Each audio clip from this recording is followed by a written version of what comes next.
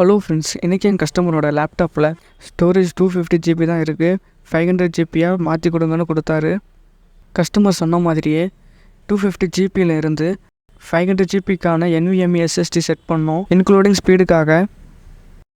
அது இல்லாமல் Windows 11 original OS போட்டு லேப்டாப்பில் SSDக்கான ஒரிஜினல் ஸ்டோரேஜை செக் பண்ணதில்லை.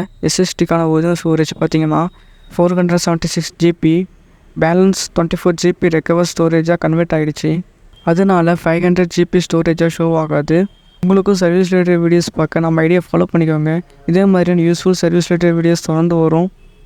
உங்களுக்கு நீ லேப்டாப் எஸ்டிமேட்டட் சர்வீஸ் கொடுக்கணும், பாரதி கம்ப்யூட்டர் சேலம் கான்டாக்ட் பண்ணுங்கள்.